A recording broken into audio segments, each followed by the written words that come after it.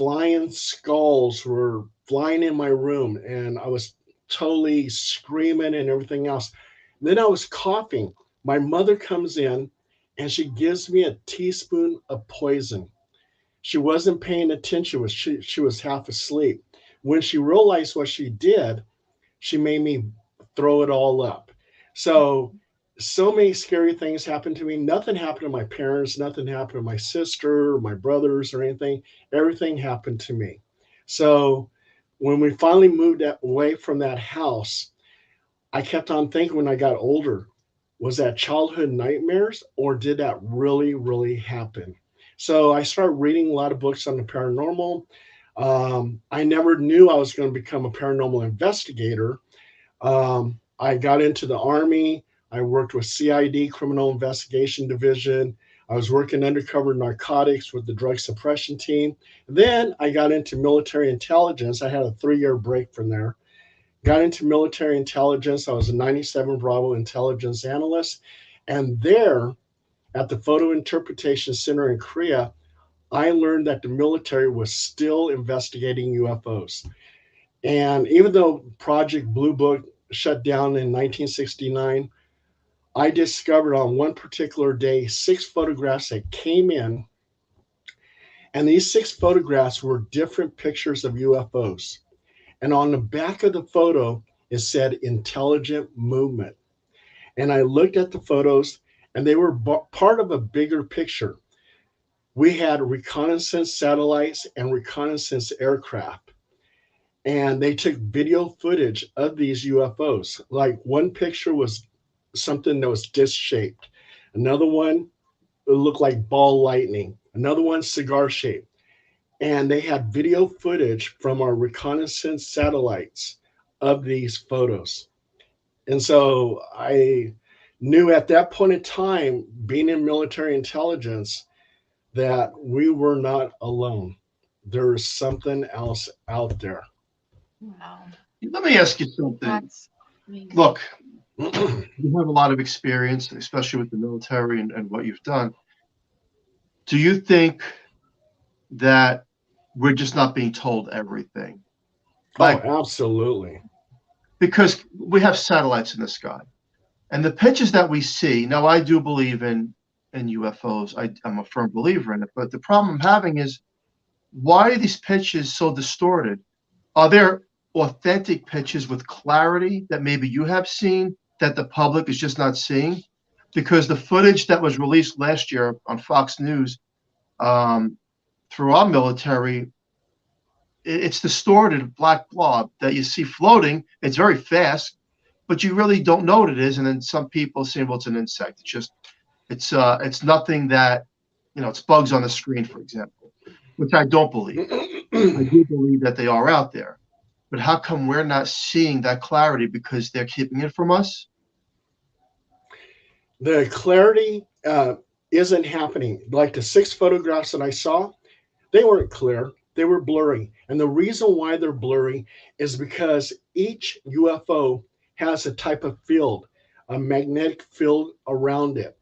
And that magnetic field that it has helps it go from point A to point B in the universe. So it's like going through a wormhole or going through a black hole maybe. And it's like taking a piece of paper on one side says A and the other side says B, you fold it in half and it comes together.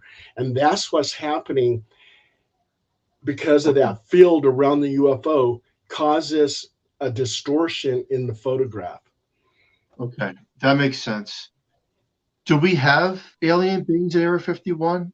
And well, not now, because now it's open to, Right. they said it's real when they were denying Area 51 for years. But do we have, and does the government have them in their possession or had an alien being that supposedly was caught during the Roswell?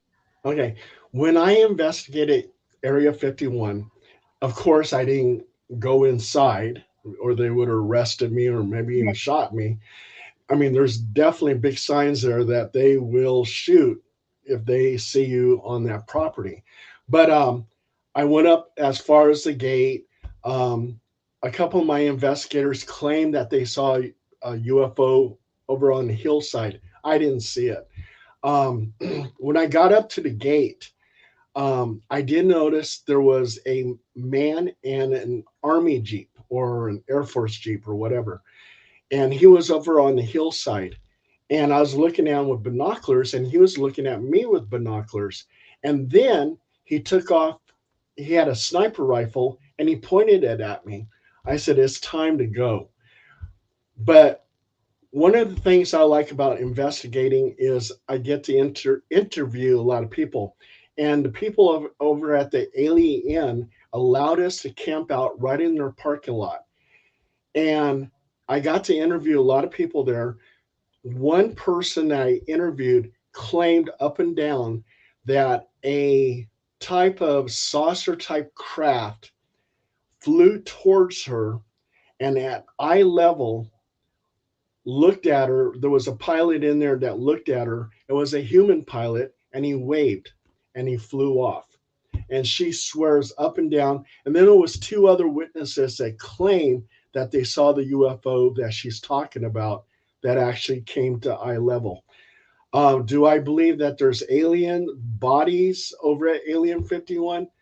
I absolutely believe it. There was one person who claimed that he worked at Area 51, and he says there's a lot more things going on over there.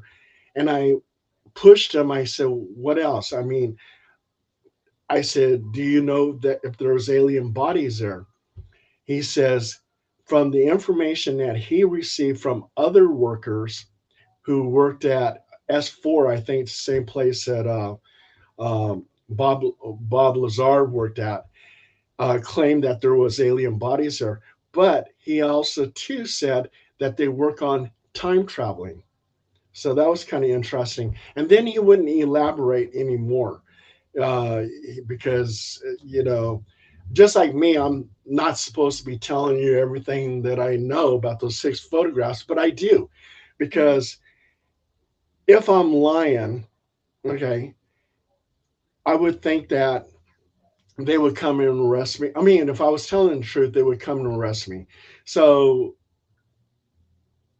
no one's ever arrested me. So way they put it out there, hey, Paul's just making up some stories, but I'm not making up some stories. I actually saw those six photographs. Does the Wow. president, do presidents know what's going on? I know Obama came forward about 6 to 7 months ago, and he did truthfully say on national television that there are things that we just don't know what they are. Now, is he telling the truth, or do they know what it is? I believe that a lot of the Republican presidents know what's going on. Democratic presidents don't seem like they know what's going on. I mean, like Bill Clinton, he was talking to that little boy and he says, "Hey, I don't know if they have UFOs over at Area 51, but I want to know."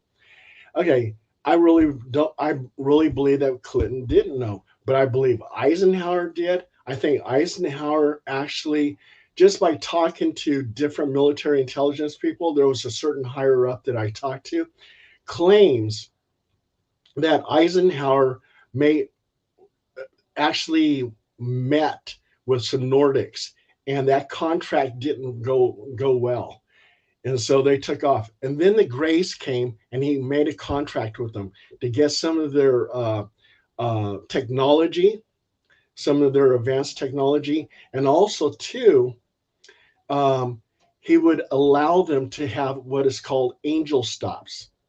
And angel stops is where UFOs are able to abduct, the aliens are able to abduct humans to experiment on their DNA, to work on hybrids. And Eisenhower made a contract with those Greys. And what happened was the Greys started over exceeding their abductions, which caused some skirmishes with the military and the Greys.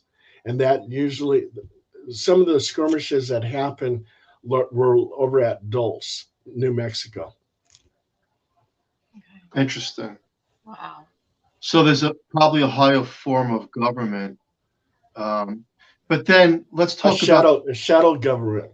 the shadow government. So let's talk about the stealth that we had. I mean, they denied the stealth, and then 10 years later, it was that they said, no, this is what we have. This is the new bomber that we have. So is it possible, which I don't think, that any government, China, Russia, or the United States, has technology that we just don't know of? Um, yeah, I mean, there's a lot of technology. Let's say what the Russians have. That's why we're constantly spying on them. We have reconnaissance satellites to just see what they're up to. There are certain hangars that are being built over in Russia, and we're trying to. When I was in military intelligence, we were trying to figure out what's inside those hangars, and what they would be very smart. They would wait for an overcast day, which there's a lot of overcast days in Russia, and then whatever in that hangar they can bring out, do whatever they got to do, fly around and bring it back into the hangar. So there's a lot of stuff the United States doesn't know about Russia, and a lot of stuff that Russia doesn't know about the United States, because we do the same thing. Right. If they're taking pictures of certain hangars, and right now, Area 51, they have this one photograph done by a reconnaissance satellite of a new hangar. And what's in that hangar? We don't know. Wow. That's interesting. Mm. I mean, like I said, I'm a firm believer in this. There are stories, then there's fabricated stories, but there are authentic stories of people saying, no, I've been abducted um, in time. But here's a question for you. And I asked it Okay. previously on another show, and no one can give me an answer. So I'm going to ask you, how many forms or races of other beings do you think there are? There's the Greys, about how Right. many? 5 to 10 Okay. other species? Greys, Nordics, reptilians, a whole variety of different ones. Um, the last time I looked, there was a list of, I believe, like 16 of that have visited Earth. I mean, um, if you look at it, I mean, even like Mothman could possibly be an alien, Yes. yeah, or an interdimensional being. So I, is it because they have some kind of technology? Because my question is, over New York City or Los Angeles, how come if the government had a contract with the Greys, for example, and there's 15 other species or races out there of these beings, what's stopping them? Do they all have contracts not to show up in New York and Las Vegas over us and say, here we are? Do they have contracts, all of them? Or is it possible that they have a technology so far advanced that you just don't see it? there's talk that they have a galactic alliance, so all these different type of aliens are all working together, and there's one type of alien who oversees the whole thing, and you can call them the Watchers or whatever.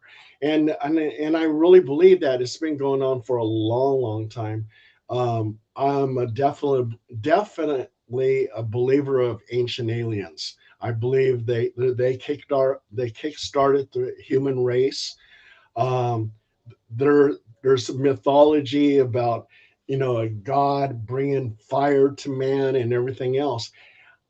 I believe those are all type of things. I mean, even like if you look at the story of Noah's Ark, and they say, okay, there was different animals brought onto the ark, and male, female of any type of animal, but that would be impossible. That would be a huge ark. But if you look at it a different way and you look at the Sumerian clay tablets talk about an ark.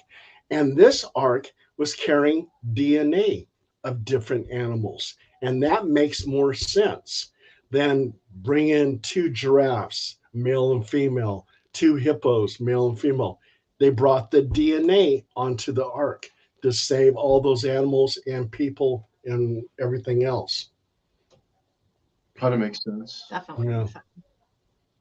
I think it's fascinating. Do you think that they walk amongst us, aliens? Oh, yes, absolutely. Um, there's a lot of talk about different type of aliens like reptilians who can change their form into something that's human in appearance. So yeah, absolutely. I think they do walk among us, and I think there's definitely a lot of hybrids out there. And if you look at it from the beginning, we are hybrids because, like in the Bible, it says God made man in his own image.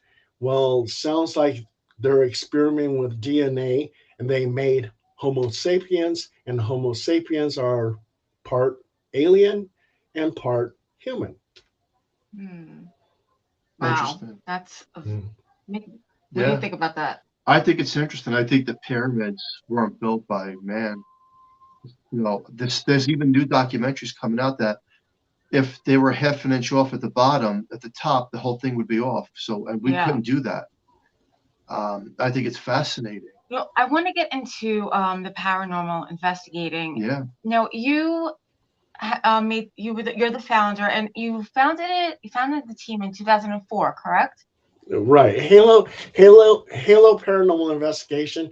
It actually had one owner, and it was kind of funny because this one owner, he would set up investigations and then didn't show up. And then when you got to the place, nobody knew about the investigation. It was like, what?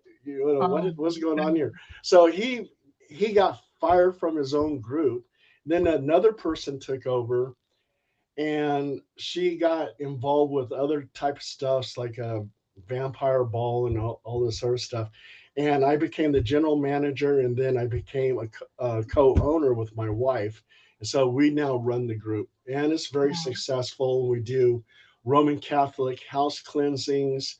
We do full submersion baptisms, which is a basic form of exorcism. So if you have a demonic attachment, I actually give you a full body, full submersion baptism. Wow.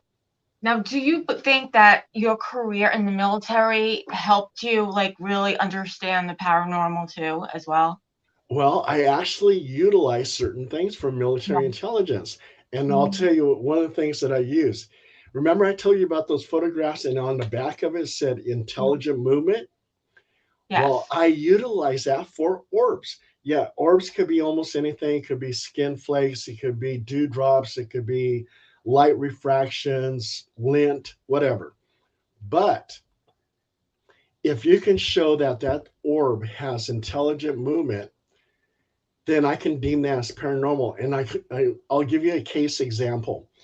We got to this one investigation where Emily the ghost was draining the energy of the occupants of the house. Okay. So one of my investigators, he looked at me, he goes, Paul, he goes, I feel really drained. My energy is low and everything. I need to sit down. I said, sit down. And then I had two of my investigators with cameras. And I said, Emily, if you're doing that and if you're listening to me, I said, you must like him. I said, kiss him on the lips. And we took a picture. All three photographs from three cameras had a picture of the orb on his mouth. I Wow. said, Wow. oh my God. And I got all excited. And I said, okay, Emily, listen to me again. I said, if you like him, I said, I want you to sit on his lap. And with only one camera this time, I snap a photo and the orb is hovering over his lap. And Wow. so something like that, I said, that showed intelligent movement. So what I do now is I'll go on an investigation and I'll put my hand up against the wall. And I said, if you're listening to me, appear by my hand. And, and if the place is truly haunted, I'll get an orb right on my hand. There you go. Yeah. That's Yep. amazing. Yeah. So orbs is an essence of us in some kind of form when we cross over. Is that the belief? Right. Like my mother, I always believed that she was psychic because she was always seeing ghosts. My wife, she's psychic. She sees ghosts and everything. Okay. I don't really see ghosts. Yeah, I was lucky. 2,000 investigations, and I've seen 4 full body apparitions, and that's very rare. And if I was psychic, I would see more ghosts, but I just don't. Um, Now I lost my train of thought. What were you asking me again? Well, the orb, that's a Yeah. part of us when we cross over, like the soul. Yeah. Oh, right, right, right. And that's back to my mother. Okay, so my mother, one of her first ghost stories to me when I was a little boy, she said that she saw a little orb in the bedroom, and that orb manifested into a little child holding a basket of roses, and petals of these roses would fall to the floor and dissolve as the little boy approached her. And as she grew older, she found out that little boy was a little boy saint. So that was kind of odd.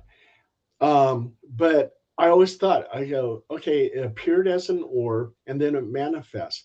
And then I talked to a lot of other people, and they said that before it manifests into a full human, it's an orb.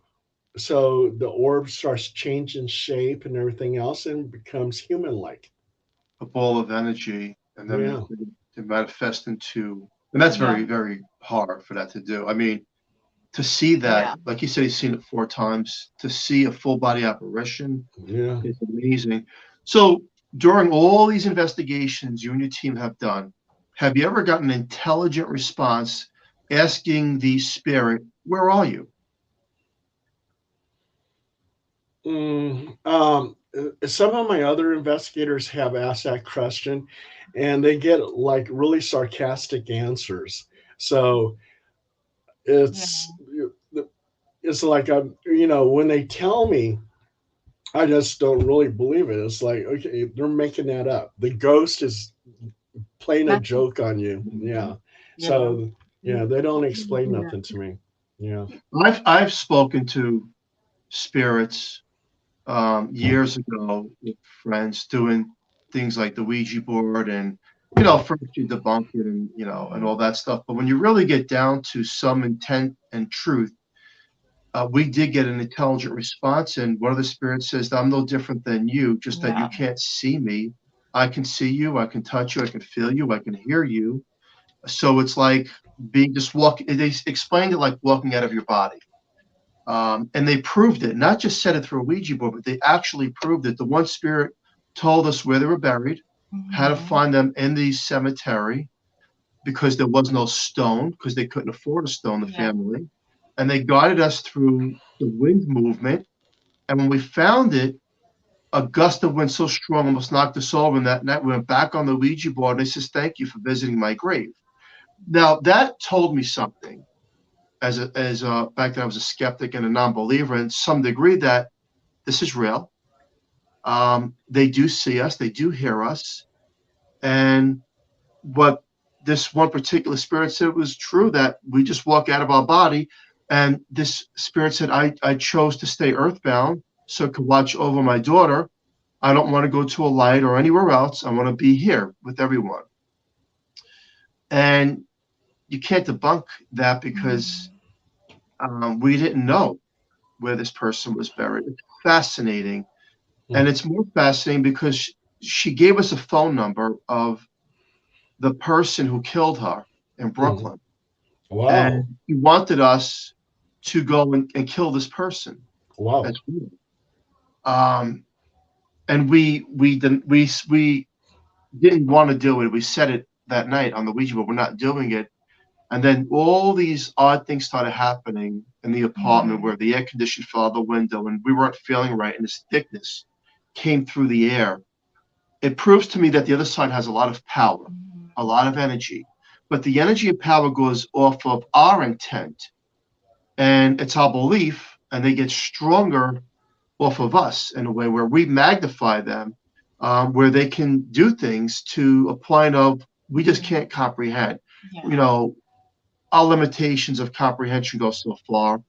The spirit realm, there's no time. They do exist, and sometimes we don't know who we're speaking to, which leads me to a question. Because you and I are both believers in aliens. There's always that question mark of shadow people. Mhm. Are shadow people another form of intelligent life that could possibly be other beings? I always believe that shadow people are interdimensional. Um, they seem like, from the cases that we had, it seemed like they just want to observe you. Um, the people describe them as like, as if they're walking on railroad tracks. They're just kind of moving along, and there's no footsteps, but it's just moving on straight. And they look down, and then when they approach you, when they get close, then they look at you. And I really don't think that shadow people are ghosts or demons for that matter. I think there's some type of interdimensional being from another reality that pop into our reality. And I got to tell you something. I got to ask you too. Have you ever heard of living ghosts? Living ghost. A living ghost. I don't Yeah. think I have. Okay, No. I got to tell you this, and this will kind of blow you away. I have a lot of articles that are published with Brad Steiger. Brad Steiger is the best-selling author on the paranormal. And when I was a little boy, I was reading his books because I lived in that haunted house. Anyway, Brad was telling me about living ghosts. And one of the stories that he told me was back in 1974 in Chicago, Illinois, that a couple moved into this home.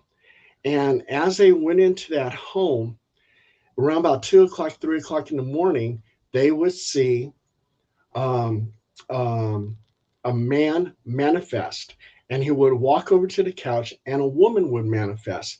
And as he approached the woman, got close to her, he slapped her, and Oh, then they both dissipated. wow. This happened about 3 or 4 times. They went to a block party, and the host of the block party says, "Yeah, we do this all the time. It's an annual thing." He goes, "This is our photo albums of past events of this block party." And so as they were looking at the photograph, the lady stopped at this one photo, and she goes, "This couple here." She goes, "Those are the ghosts in my house."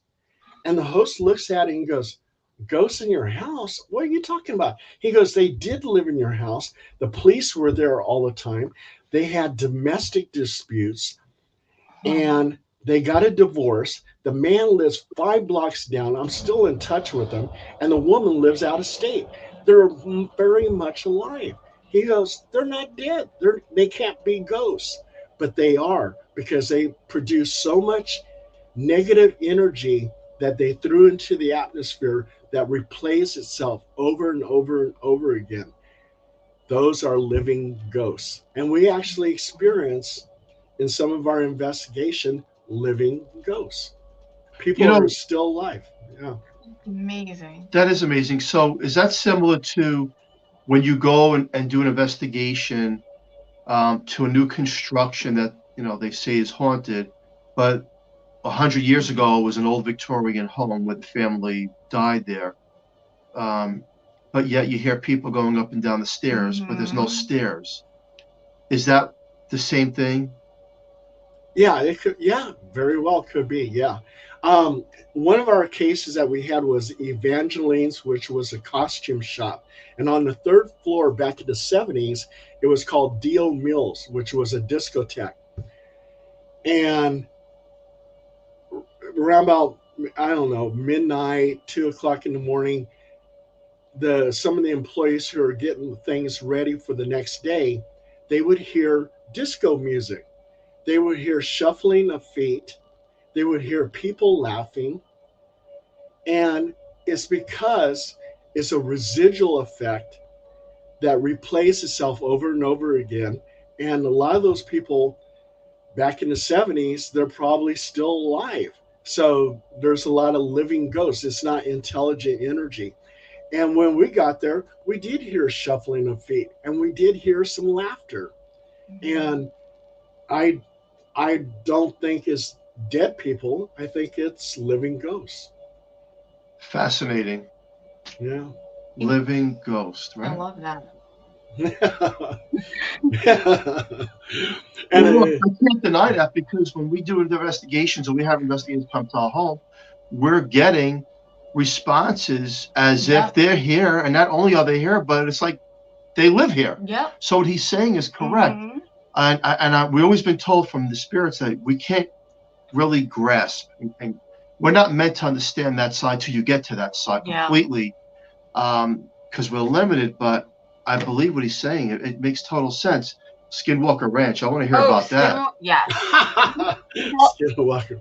can you tell us a little bit about that? Okay, I want to tell you really a Skinwalker Ranch. Okay, even though we did an investigation and we didn't actually go to the ranch, we went into the valley. The whole valley is haunted. Mhm. Um, when we got there, there was an extreme storm. I mean, that storm was just pounding. There was lightning everywhere. And we were setting up the tent with this storm going on, I mean, I fell in the mud like 3, 4 times.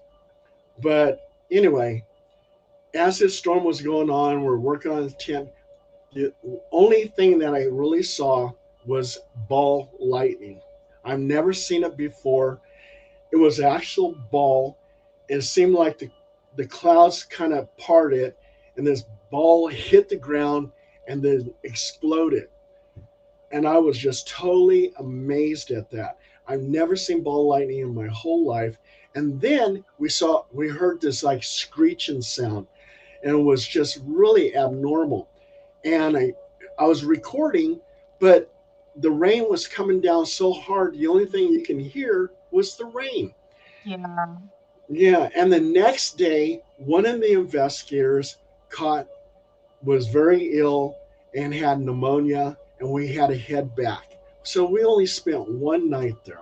Well, at Yeah, least you got to see it though. Yeah. yeah, yeah. But I did get some good stories. I recently got a book out. This is one of my books here, and it is called HPI Blind Frog Ranch. And the reason why it's called that is because one of the people that I interviewed out there was talking about this ranch. And I know he was talking about Blind Frog Ranch, which was 25 miles down the road. Well, Blind Frog Ranch is 25 miles down the road. And he was talking about a hidden treasure. He was talking that a long time ago, the giants lived there and they're the ones that hidden the treasure. Um, UFOs are seen there, ghosts, poltergeist activity, everything that Skinwalker Ranch, Blind Frog Ranch has. Mm. So it's like, I mean, I took all these notes, didn't think very much about it. And then I was digging through my notes not too long ago, and I said, he's talking about Blind Frog Ranch. Wow. And yeah, because he wanted me to go down there. And I said, no, I'm here, for Skinwalker. But I wrote an article about it, and I put out this book because a lot of the information he was talking about the giants possibly living on that land and burying that treasure. Then later on, as I'm digging, researching, I find out that Native American Indians say that giants lived on that land. So that guy really knew something, and he said he got the information from an Indian elder. So Mhm. a Wow. shaman. Wow. Yeah. I have to ask you a question. I'm sure it takes a lot to scare you because of your career. And have you ever really gotten scared on an investigation? Yeah. Yeah. I have to tell you. Okay. There was this demonic case, and I was a new paranormal investigator, brand new, mind you. Okay. So I was kind of naive up here. But anyway, I get this call, and I happen to be in that area. And they said that there's this demon that's manifesting in the hallway, blah, blah, blah. It looks like a black blob and all this other stuff. And I said, okay, I'll check it out. I'll come down there by myself. I learned never go anywhere by yourself. No. So anyway, as I was talking to one of the ladies there, she was telling me, she goes, yeah, this demon appears and everything else. And she says, I get these bite marks from this demon.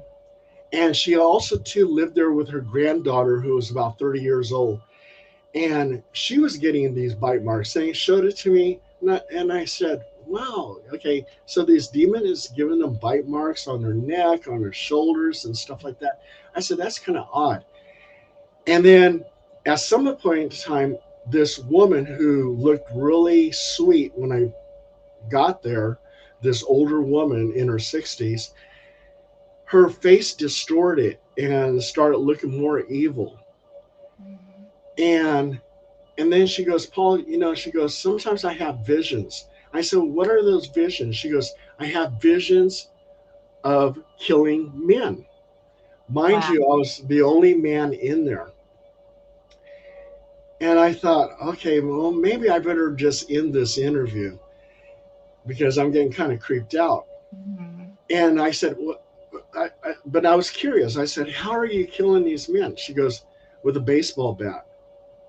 I said, "Oh my God."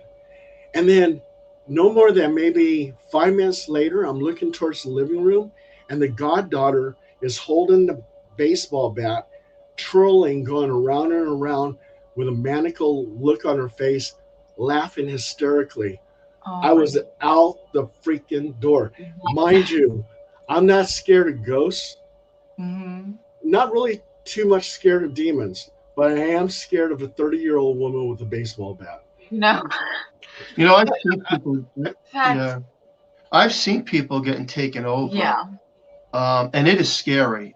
It It is. is very scary. Yeah, I remember this one we've seen person; it. their eyes turned black, and they were cold, and they had a creepy, creepy laugh, and they told me things that they would never know.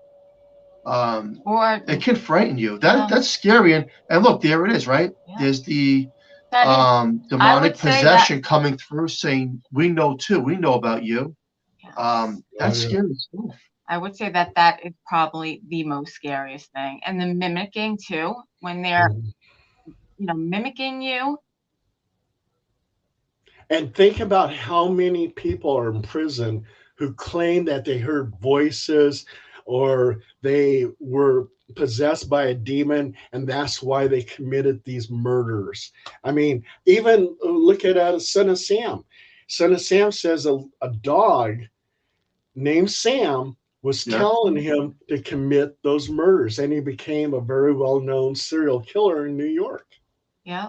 Well, there's him. There's Ron DeFeo, who I Yeah. believe is truly possessed. I don't care what he was truly possessed because not only did he keep changing the story, Mhm. he just never looked right.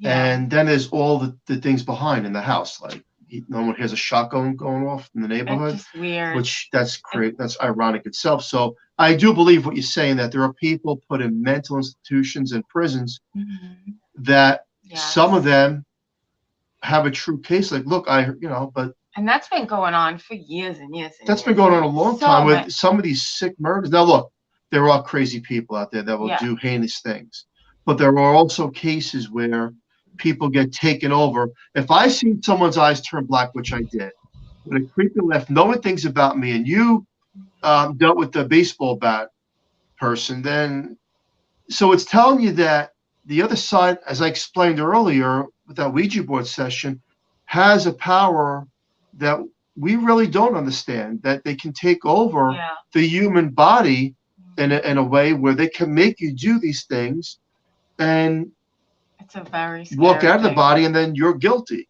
Guilty. of whatever crime that you do.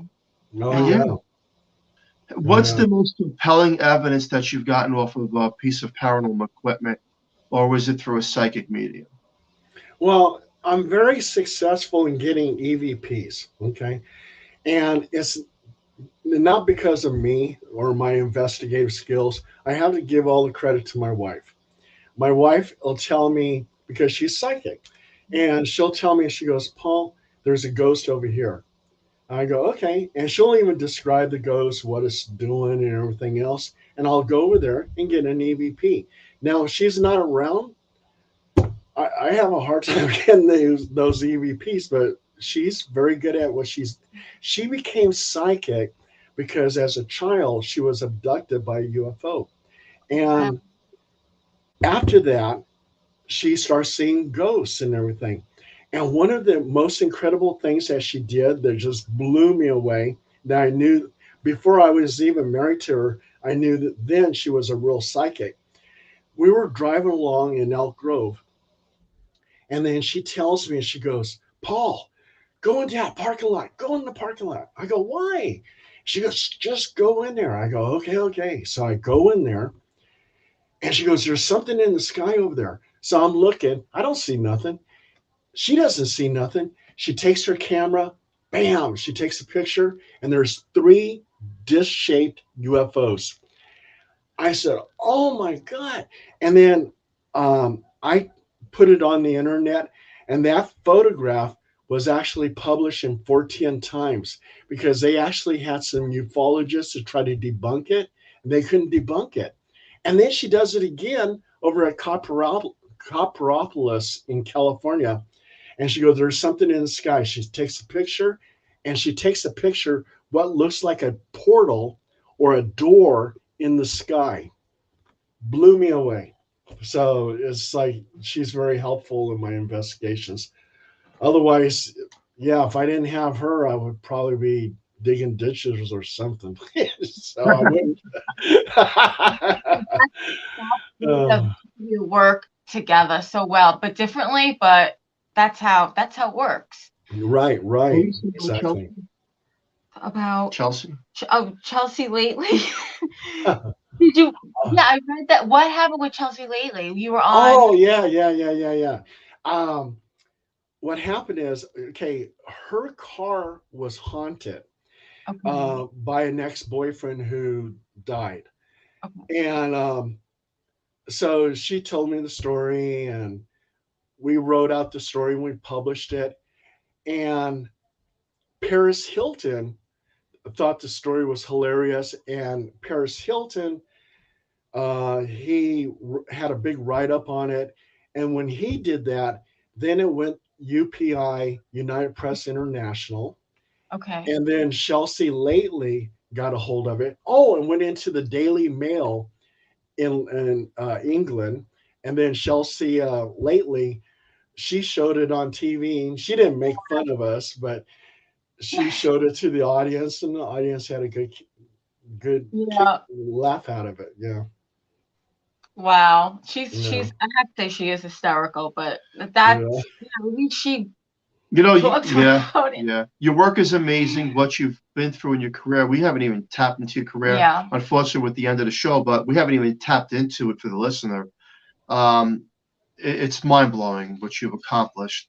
People Well, can't thank accomplish you so it. much. Thank you. You've accomplished it so That's far. And so, can you tell the listener what you have going on, where they can find you, your books, and all that good stuff? Oh, okay.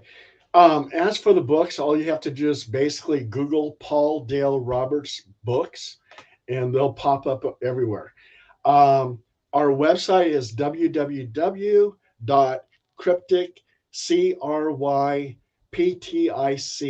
916.com. We have what's going on. Ghost Adventures or new seasons coming out. You'll see an episode about Auburn, California. You'll see a lot of animals and all this other stuff. Well, that's one of our original cases. And me and my wife were the location scouts for that. You won't see us on there, but we provide them the information for Northern California, and they investigate it, and it's on. That's how I become a location scout. wow. And then we got a couple of investigations coming up this Saturday. We have a demonic one. It was a murder suicide in the house, and then we have one, and that's in Alberta, which is next to the haunted Dyer Lane. Very haunted, urban legend out here. And then we got another investigation over at Clayton, California, and an elderly couple, died in that house. So it should be pretty interesting. Yeah. So And then my wife, she does magazines, and this is one of her magazines here, and that's my wife right there, Fairy Tale Moon, and it has metaphysical stories, paranormal stories, fashion, celebrity stuff, all kinds of cool stuff. Well, So thank you for sharing that with us. Yeah, And everyone.